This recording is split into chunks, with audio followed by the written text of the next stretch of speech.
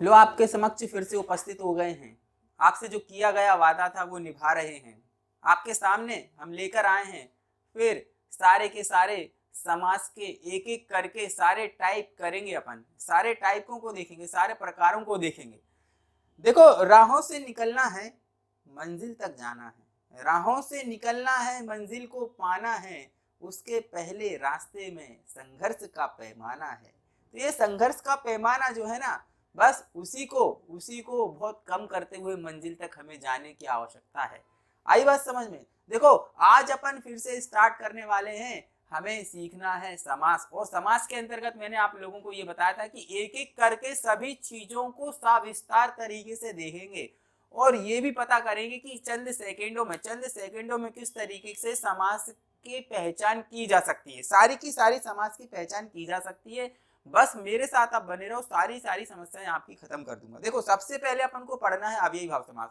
इसके पहले जो नए बच्चे हमारे से जुड़े हैं वो ये सुन लें कि ये समास का सेकंड पार्ट है। इसके पहले मैंने आप लोगों को सारी चीजें बताई थी कि समास के कितने प्रकार होते हैं, है ना, और जो है तत्पुरुष समास के कितने प्रकार होते हैं, जो है द्वंद्व समास के कितने प्रकार होते हैं, और समास क्या होता है, समास वगैरह क्या होता है, पूर्व पद क्या होता है, उत्तर पद क्या होता है ना। ये सारी चीजें मैंने पहले ही समास के जो है इसके पहले पार्ट के अंतर्गत सारी की सारी चीजों को डिस्क्राइब कर दिया है, अच्छी तरीके से समझा दिया था।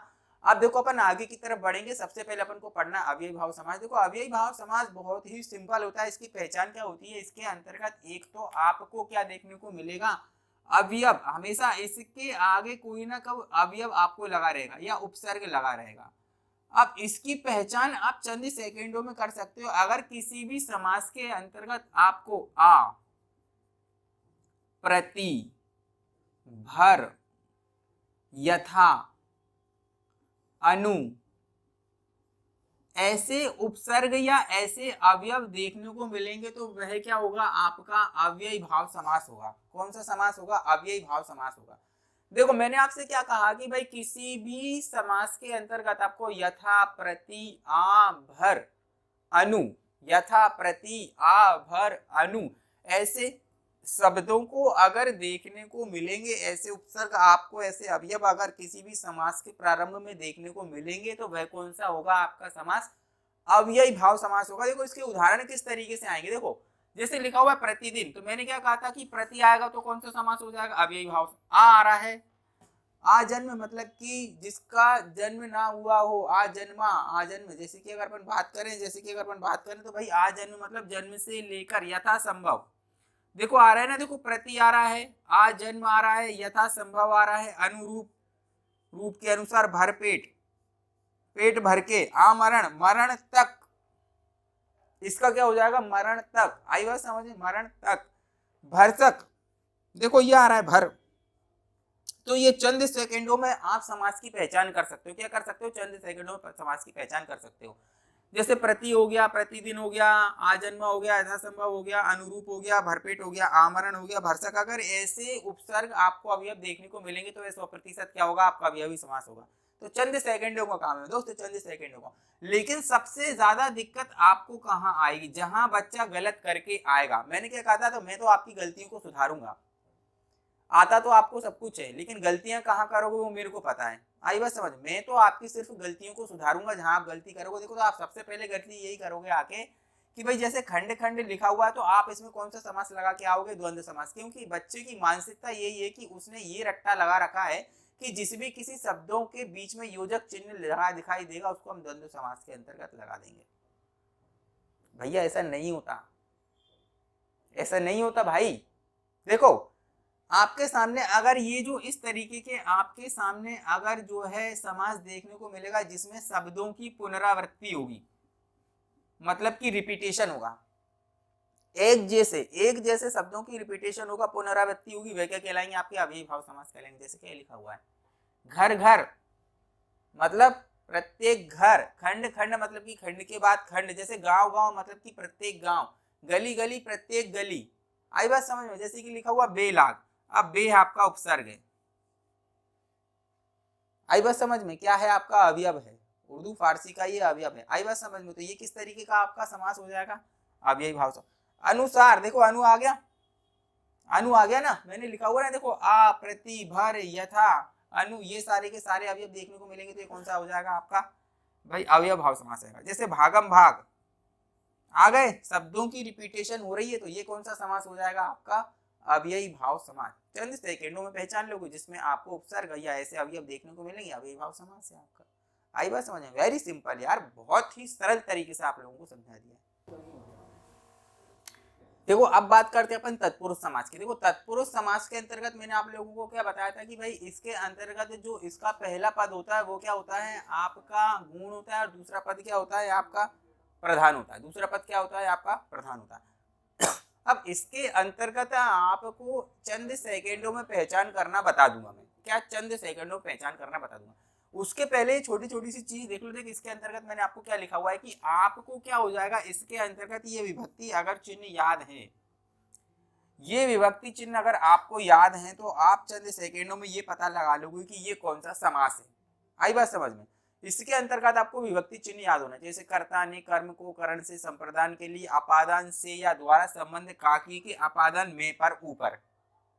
आई बात समझ में? ये विभक्ति चिन्ह क्या होती हैं, इनके समास विग्रह करने पर ये विभक्ति चिन्ह आती हैं और इनको संक्षेप करने पर इन विभक्ति चिन्हों का लोप हो जाता है। क्या हो जाता है? लोप हो जाता है। आई बात समझ? देखो किस तरीके से एग्जांपल आएंगे मैं आप लोगों को बता देता हूँ। और आपसे कभी इस तरीके से नहीं पूछता है कि ये कौन सा तत्पुरुष समास है, कर्म तत्पुरुष समास है या करण तत्पुरुष समास है या जो है आपका अपादान तत्पुरुष समास है। कभी कभार आता है लेकिन वो सीधा सीधा ही आपसे क्वेश्चन पूछ लेता है कि इसके अंतर्गत कौन सा समास है। आई बात समझ में? आपको अगर कहीं पे भी इन तरीके की ये विभक्ति अगर आपको देखने को मिलेंगी तो वो सबके सब क्या हो जाएंगे आपके तत्पुरुष समास के अंतर्गत आ जाएंगे। आई बात समझ में? देखो किस तरीके से लिखा हुआ है। जैसे परलोक गमन, अब आप जैसे कि इसका विग्रह कर लोगे, क्या करोगे तो परलोक को गमन, तो को विभक्ति चिन्ह आ गई तो कौन सा तत्पुरुष समास है भाई ये। इसके अंतर्गत अगर अपन देखें तो कर्म तत्पुरुष समास है। तो हमसे तो कैसे भी पूछ ले, कहीं से भी पूछ ले, हम बता देंगे उसको आराम से। आई बात समझ में? जैसे कर्म तत्पुरुष समास हो गया। जैसे परलोक को गमन तो को आ गया तत्पुरुष समास है। पॉकेट मार, पॉकेट को मारने वाला, को आ गया, को विभक्ति चिन्ह आ गई तो कौन सा है तत्पुरुष समास है। चिड़ी मार, चिड़ी को मारने वाला, को आ गया तो कौन सा तत्पुरुष समास है जो है आपका कर्म तत्पुरुष समास। जैसे सूर्य रचित तो सूर्य द्वारा रचित, सूर्य द्वारा रचित। अब देखो कौन सा तत्पुरुष समास इसके अंतर्गत आ जाएगा आपका, देखो अपादान तत्पुरुष समास आ जाएगा इसके अंतर्गत। देखो ये द्वारा आ गया ना, स्वे या द्वारा, तो ये कौन सा तत्व ये आ जाएगा आपका तत्पुरुष समास के अंतर्गत आ जाएगा। जैसे प्रेमा सिक्त, प्रेम से सिक्त तो से विभक्ति आ गई तो कौन सा कौन सा समास हो जाएगा तत्पुरुष समास हो जाएगा। जैसे कि अगर अपन बात करें देवालय तो देव के लिए आलय तो के लिए आ गया तो कौन सा जो है आपका समास हो जाएगा तत्पुरुष समास। अगर ये विभक्ति चिन्ह आपको कहीं पे भी देखने को मिलेंगी तो वह हमेशा 100% क्या हो जाएगा आपका तत्पुरुष समास हो जाएगा। जैसे कि परलोक को गमन तो को आ रहा है, पॉकेट को मारने वाला तो को आ रहा है, करण करण जैसे कि चिड़ी मार, चिड़ी को मारने वाला तो को आ रहा है। सूर्य द्वारा रचित तो सूर्य द्वारा रचित तो भाई ये क्या हो रहा है आपका द्वारा वाली विभक्ति चिन्ह आ रही है। जैसे प्रेम से सिक्त तो से आ रहा है तो अपादान तत्पुरुष समास हो गया। जैसे दिवाली तो देव के लिए तो के लिए आ रहा है, के लिए विभक्ति चिन्ह आ रही तो तत्पुरुष समास हो गया। राह के लिए खर्च तत्पुरुष समास, क्यों कौन सी विभक्ति आ रही है के लिए विभक्ति आ रही है। हमको कहीं से भी ये विभक्ति चिन्ह देखने को मिलेंगे वह 100% आपका तत्पुरुष समास हो जाएगा। जैसे कि अगर अपन बात करें भिक्षाटन, भिक्षा के लिए अटन क्या हो जाएगा भिक्षा, भिक्षा के लिए अटन, अटन का मतलब होता है भ्रमण करना, घूमना, क्या होना भ्रमण करना या घूमना, तो क्या हो जाएगा आपका भिक्षा के लिए अटन। जैसे ऋण मुक्त, ऋण से मुक्त। अब देखो यहां पर भी क्या लिखा हुआ है से, और यहां पर भी क्या लिखा हुआ है से। तो जब भी आपका कुछ अलग करने वाला प्रभाव आपको देखने को मिलेगा तो वहां पर अपादान हो जाएगा। अलग चीजों को अलग करने वाला या खाली करने वाला ऐसा आपको भाव देखने को मिलेगा तो अपादान के अंतर आएगा। और भरने का अगर भाव देखने को मिलेगा वो किसके अंतर्गत आएगा करण तत्पुरुष समास के अंतर्गत आएगा। जैसे कि अगर अपन बात करें माया से रिक्त तो खाली हो रहा है, अलग हो रहा है, तो माया से रिक्त। आई बात समझ में? ऋण से मुक्त, इसमें क्या हो जाएगा आपका से विभक्ति चिन्ह देखिए तत्पुरुष समास है। राजा का पुत्र, राजपुत्र, राजा का पुत्र तो का विभक्ति चिन्ह आ रहा है तो तत्पुरुष समास है।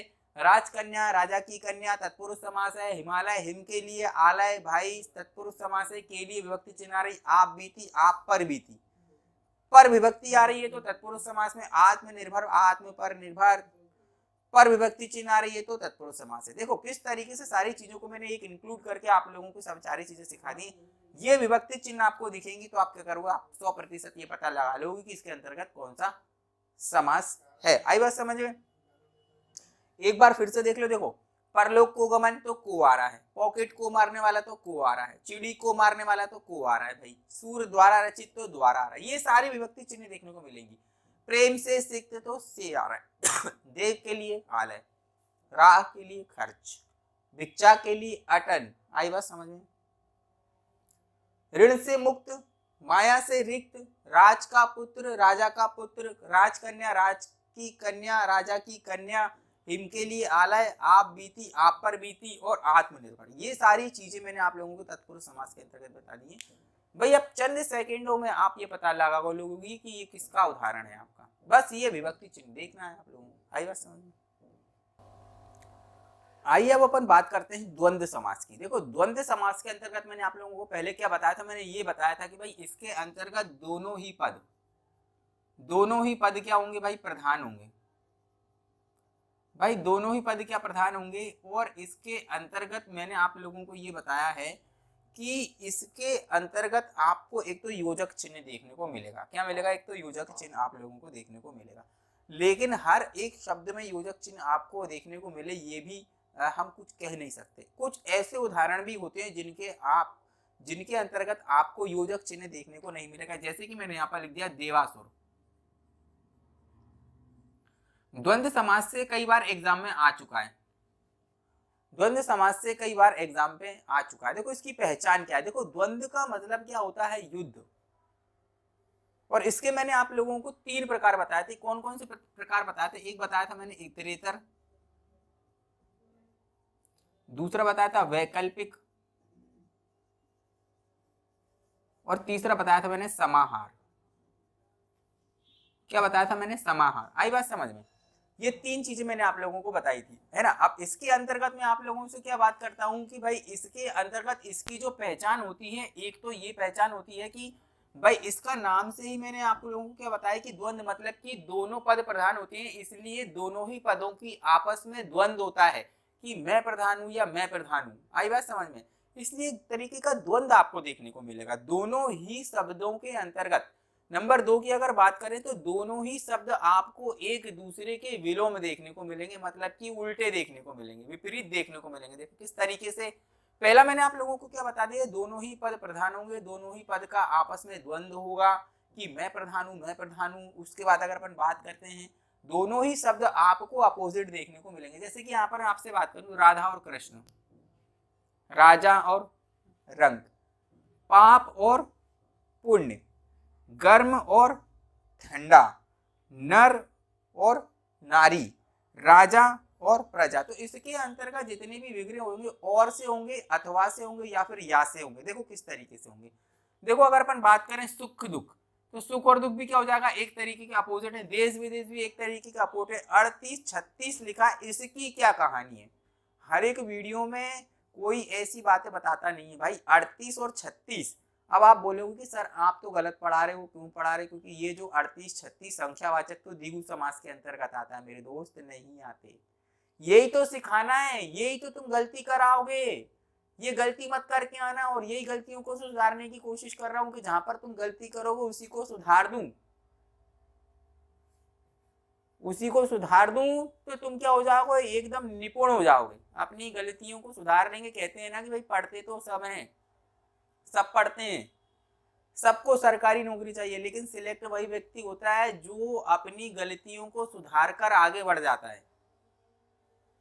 अगर आपने अपने जीवन में अगर कोई गलती की है और उससे कोई सीख नहीं सीखी है, तो यकीन मान के चलो वो गलती आपके जीवन की सबसे बड़ी गलती है। इसलिए हमेशा अपनी गलतियों से सीखें और आगे बढ़ें, तभी सफलता की सीढ़ियों पर चढ़ पाओगे। आई बात समझ में? इस तरीके की चीजें जो मैं आप लोगों को सिखा रहा हूँ, ये आपकी गलतियों को सुधारने की कोशिश कर रहा हूँ कि जहां आप गलती करते हो, मेरे को पता है कहाँ गलती करके आएगा बच्चा। वही सिखा रहा हूँ।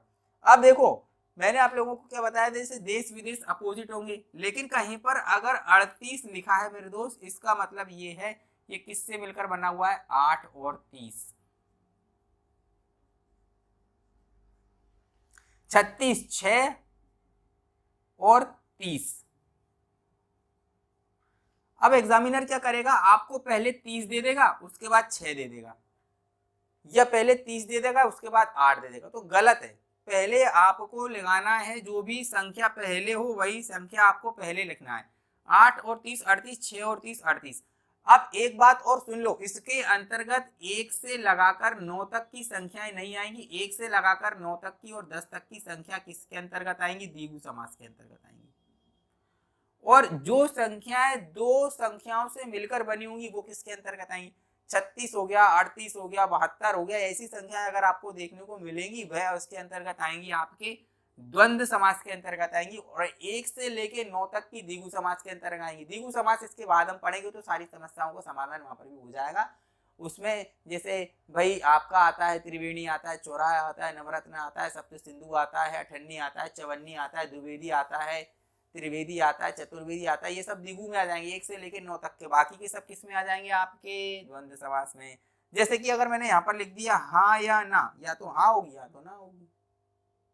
आई बात समझ में। जैसे रोटी वोटी, अगर अपन बात करें, ये आपका रोटी वोटी चाय वाय ये सब किसके अंतर्गत आते हैं, इस तरीके के शब्द भी आपके द्वंद्व समास के अंतर्गत आते हैं। देखो किस तरीके से आते हैं, जैसे कि मैंने यहाँ पर लिखा है वैकल्पिक। जैसे कि हम पूछते हैं ना, चाय लेंगे या कॉफी लेंगे, ठंडा लेंगे या गरम लेंगे, तो ये किसके उदाहरण है आपके, भाई आपके वैकल्पिक हो जाएंगे। जैसे कि अगर मैंने रोटी बोटी की बात करी है ना, जैसे रोटी बोटी जो है आपकी एक तरीके के किस तरीके के शब्द है, पर्याय शब्द है। आई बात समझ में।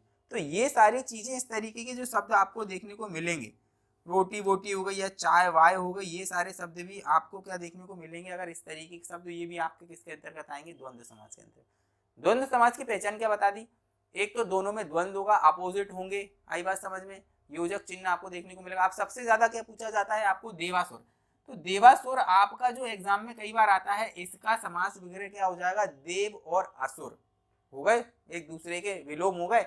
देव और असुर एक दूसरे के विलोम हो गए ना, तो यही तो मैंने आप लोगों को पहचान में सिखाया इसके अंदर। आई बात समझ में। तो ये था आपका द्वंद्व समास। आइए अब बात करते हैं द्विगु समास की। देखो द्विगु समास के अंतर्गत मैंने आप लोगों को क्या बताया था कि द्विगु के अंतर्गत आपका पहला जो शब्द का वह क्या हो जाएगा, आपका संख्यावाचक। पहला शब्द कौन सा हो जाएगा, आपका संख्यावाचक। आई बात समझ में। इसके अंतर्गत देखो किस तरीके के एग्जाम्पल आते हैं।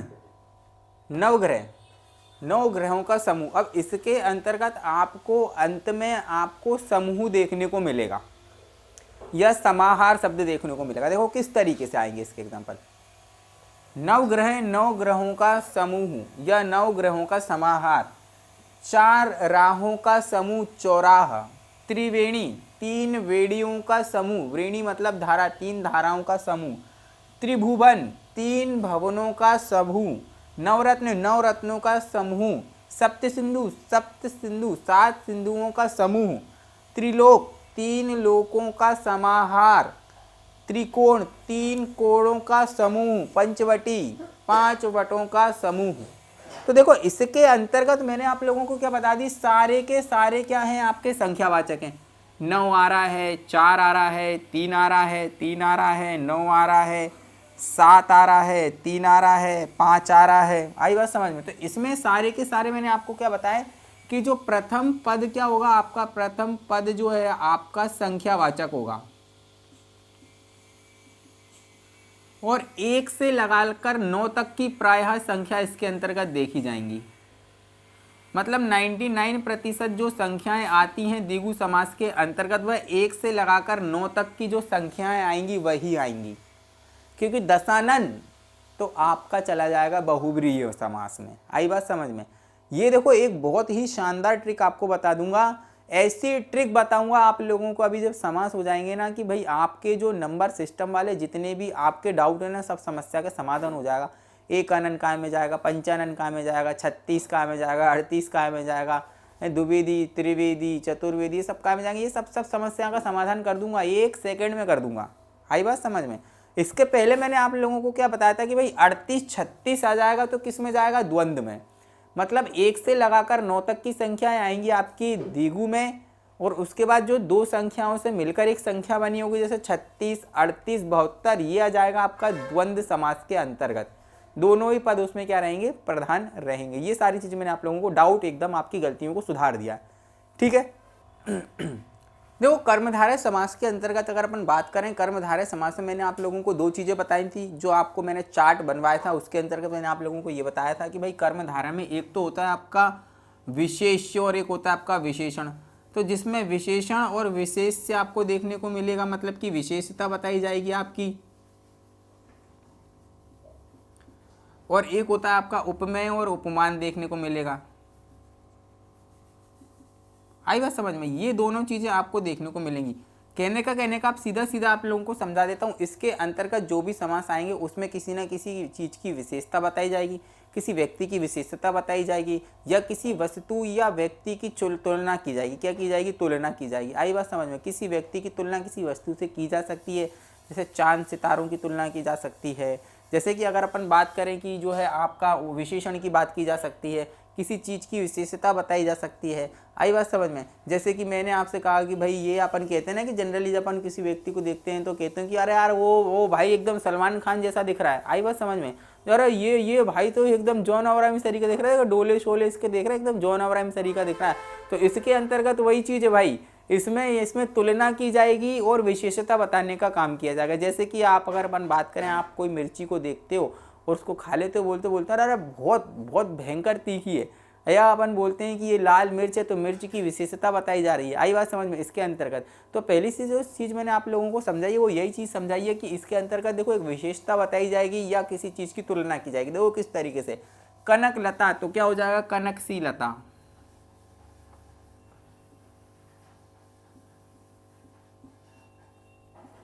लता का मतलब बेल होता है और कनक का मतलब होता है सोना। मतलब कि जो बेल की तुलना किससे की जा रही है, आपकी जो है सोने से की जा रही है। जैसे कि अगर अपन बात करें चंद्रमुख, तो चंद्र के समान मुख, तुलना की जा रही है। भाई मुख की तुलना किससे की जा रही है, भाई आपके चंद्र से की जा रही है। आई बात समझो। जैसे कि लाल मिर्च, तो लाल है जो मिर्च, लाल है जो मिर्च, तो मिर्च की विशेषता बताई जा रही है। और ये दोनों चीजें तो बताइए, विशेषता बताई जाएगी और तुलना की जाएगी। जैसे महात्मा, तो महान है जो आत्मा, महान है जो आत्मा। आई बात समझ में। जैसे सत्य धर्म, सत्य है जो धर्म,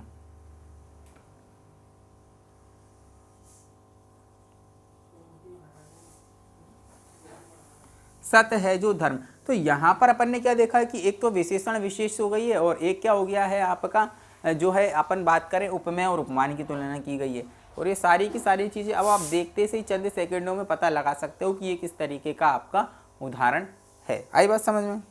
देखो आप बात करते हैं अपन बहुब्रीहि समास की। देखो बहुब्रीहि समास के अंतर्गत मैंने आप लोगों को पहले भी क्या बताया था कि भाई जिसके अंतर्गत जो दोनों ही आपके पद होंगे वो कैसे होंगे, दोनों ही पद गौण होंगे और दोनों ही गौण पद मिलकर एक प्रधान पद बनाएंगे। क्या बनाएंगे, एक प्रधान पद बनाएंगे। तो इसके अंतर्गत मैंने आप लोगों को क्या बनाया था कि इसके अंतर्गत दोनों पद, मतलब कि पहला पद, पहला एवं उत्तर, मतलब कि दोनों पद, मतलब कि बाद वाला पद है ना, दोनों पद मिलकर क्या बनाएंगे, एक प्रधान पद बनाएंगे। और इसके अंतर्गत मैंने आप लोगों को एक चीज़ और ये भी बता देता हूँ कि भाई इसके अंतर्गत आपको अब जब भी अगर भगवानों के नाम देखने को मिलेंगे वह क्या हो जाएगा, आपका बहुब्रीहि समास। अब ये जो जादुई आंकड़ा यहाँ पर मैंने लिख रखा है कि भाई 1 3 5 6 10, जैसे लिखा है 2 4 7 8 9। अगर अब मैं आपसे बात करूँ, जैसे 36 लिखा है, 38 लिखा है, 72 लिखा है, तो भाई ये जादुई आंकड़ा, ये एक जादुई ट्रिक है जो मैंने आप लोगों को बतानी है, आपसे साझा करनी है। और ऐसी ट्रिक जिसके अंतर्गत आपको जो भी समाज से जो भी कंफ्यूजन होता था, जैसे कि भाई एकानंद लगाएगा तो कहाँ आएगा, एकानंद आएगा तो कहाँ आएगा, जैसे पंचवटी आएगा तो कहाँ आएगा, हम ऐसे द्विगु समाज के अंतर्गत रखें या फिर इसको बहुब्रीहि समाज के अंतर्गत रखें, किस समाज के अंतर्गत रखें, ऐसी कई सारी आपके मन में जो डाउट चलते थे वो इन नंबरों की सहायता से अपन सॉल्व करने की कोशिश करेंगे। और एक जादुई आंकड़ा है जो आप लोगों को मैं सिखाऊंगा। देखो मैंने आप लोगों को बताया था कि भाई इसके अंतर्गत जो दोनों पद होते हैं, दोनों पद मिलकर, दोनों पद होते गौण हैं और दोनों पद मिलकर क्या करते हैं, आपके जो है एक तीसरे पद का निर्माण करते हैं, और जो कि प्रधान होता है और किसी तीसरी चीज की ओर क्या करता है, ये इशारा करता है। आई बात समझ में। और तीसरी चीज को दर्शाता है, जैसे कि अगर अपन बात करें, देखो यहाँ पर क्या लिखा हुआ है, लंबोदर। देखो लंबा है उदर जिसका, मतलब कि भगवान श्री गणेश, भगवान श्री गणेश की अगर अपन बात करें तो यहाँ पर किसकी तरफ इशारा किया जा रहा है, तो भगवान श्री गणेश की तरफ इशारा किया जा रहा है। जैसे कि अगर अपन बात करें 10 आनंद, भाई 10 हैं आनंद जिसके, तो यहाँ पर अगर अपन बात करें तो ये रावण की तरफ क्या कर रहा है, इशारा कर रहा है। यहाँ पर दोनों ही आपके क्या हो जाते हैं, आपके दोनों पद गुण। देखो चक्र और पाणी, चक्र पाणी मतलब कि आपकी बात करें तो भगवान विष्णु जिनके हाथ में स्वयं सदा चक्र घूमता ही रहता है। अगर अपन बात करें, देखो यहाँ पर मधुसूदन, मधु और सूदन मतलब कि यहाँ पर किसका जो है किसकी तरफ इशारा किया जा रहा है, भगवान श्री कृष्ण की तरफ इशारा किया जाता है। वैसे ही अगर अपन बात करें षडानंद, भाई षडानंद, सट है आनंद जिसके, ये मैंने आपको कहाँ सिखाया था, व्यंजन संधि के अंतर्गत सिखाया था। आई बात समझ में। और यहाँ पर कौन सा है भाई, षडानंद की अगर अपन बात करें तो भगवान कार्तिकेय की बात की जा रही है यहाँ पर। जैसे गिरधारी, गिर और धारी, तो यहाँ पर किस तरीके की बात की जा रही है, यहाँ पर बात की जा रही है आपके जो है भगवान श्री कृष्ण की तरफ इशारा किया जा रहा है। त्रिपुरारी, त्रिपुरा का अरि मतलब त्रिपुरारी मतलब कि जो है भगवान शंकर। अगर अपन बात करें, देखो पंकज, सबसे ज्यादा पूछे जाने वाला क्वेश्चन आता है आपका पंकज। पंकज कई बार आता है, पूछा जाता है कि कौन सा समास है, तो यहाँ पर बहुब्रीहि समास है। और इसके अंतर्गत मैं आपसे बात करूं, पंकज का मत होता है कि भाई पंख में खिलने वाला या जन्म लेने वाला, अर्थात पंकज। आई बात समझ में। श्वेतांबर, श्वेत है अंबर जिसके, भगवान किसकी बात की जा रही है, माता सरस्वती की बात की जा रही है, जो श्वेत अंबर, श्वेत वस्त्रों को धारण किए। जैसे वीणा पाणी, माता सरस्वती। वहीं पर अगर अपन बात करें नीलांबर, नीलांबर कौन से भगवान होते, भाई नीला है अंबर जिसका, नीले वस्त्रों को धारण करने वाले भगवान बलराम जी। तो जितने भी भगवानों के नाम आ जाएंगे या कोई ऐसा शब्द आ जाएगा जो तीसरे दो जो है तीसरे शब्द की ओर इशारा कर रहा होगा, वे सारे के सारे आपके बहुब्रीहि समास के अंतर्गत आएंगे।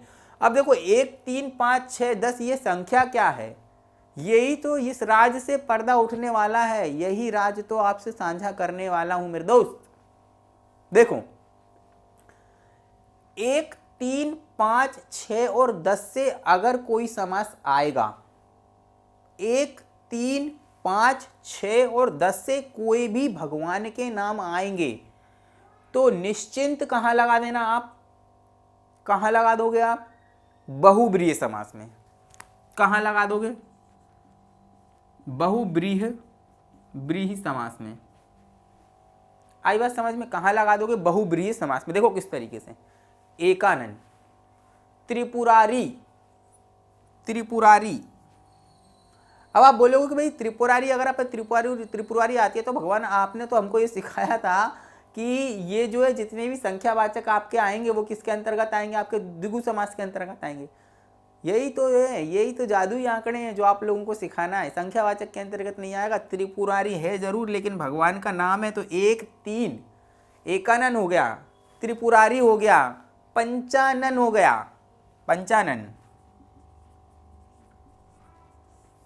देखो पंचानन दिगु में मत लगाया ना, मैंने यही तो बताया। 1 3 5 6 से षडानन, भगवान कार्तिकेय, बहुब्रीहि समास। अब 6 देख के कहाँ मत लगाया ना, दिगु में मत लगाया ना। अब देखो 10 से दशानन, दिगु में नहीं जाएगा। 1 3 6 5 और 10 से अगर कोई समास आता है जिसमें भगवानों के नाम हो, वह किस में जाएंगे, आपके बहुब्रीहि समास में आएंगे। अब देखो 2 4 7 8 9 से कोई समास आता है तो कहाँ जाएगा, द्विगु समास में। जैसे कि अगर अपन बात करें दुअन्नी है ना, चौराहा, दुअन्नी चौराहा, सप्त सिंधु, अठन्नी नवरत्न, तो इससे जो 1 से लेके 9 तक के आएंगे आपके कौन से वाले, जैसे 2 से 4 दुअन्नी, चौराहा, सप्त सिंधु, अठन्नी, नवरत्न। तो ये जो 2 4 7 8 9 से आएंगे वे किस में जाएंगे, आपके द्विगु समास में। 36 38 और 72 मतलब ऐसी संख्या जो 2 संख्याओं से मिलकर बन रही हो, वह किस में जाएगी आपकी, भाई वो जाएगी आपकी द्वंद्व समास में।